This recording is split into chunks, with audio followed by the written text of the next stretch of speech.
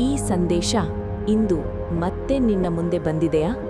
ಅಂದರೆ ಯೂನಿವರ್ಸ್ ಇನ್ನೂ ನಿನ್ನ ಜೊತೆ ಮಾತಾಡುತ್ತಲೇ ಇದೆ. ಏಕೆಂದರೆ ನೀನು ಭಾವಿಸುವುದಕ್ಕಿಂತ ನೀನು ಹೆಚ್ಚು ಹತ್ತಿರದಲ್ಲಿದ್ದೀಯಾ.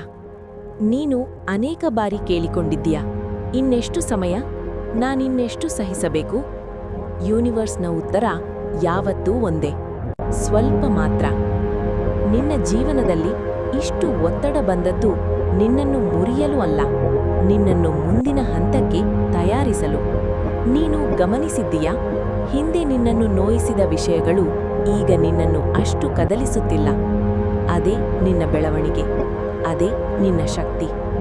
ಯೂನಿವರ್ಸ್ ನೋಡುವುದು ನೀನು ಹೆಚ್ಚು ಬಿದ್ದೆ ಎಂದು ಅಲ್ಲ, ನೀನು ಪ್ರತಿ ಬಾರಿ ಎದ್ದು ನಿಂತೆಯಲ್ಲ, ಅದನ್ನೇ. ನೀನು ಕಳೆದುಕೊಂಡ ಜನರು, ಕಳೆದುಕೊಂಡ ಅವಕಾಶಗಳು, ಕಳೆದುಕೊಂಡ ಸಮಯ ಅವು ನಷ್ಟವಾಗಿರಲಿಲ್ಲ, ಅವು ಪಾಠಗಳಾಗಿದ್ದವು.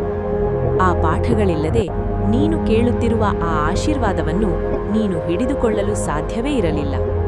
ಈಗ ಯೂನಿವರ್ಸ್ ನಿನ್ನ ಜೀವನದಲ್ಲಿ ಹೊಸ ಜನರನ್ನು, ಹೊಸ ದಾರಿಗಳನ್ನು, ಹೊಸ ಅವಕಾಶಗಳನ್ನು ಕಳುಹಿಸುತ್ತಿದೆ.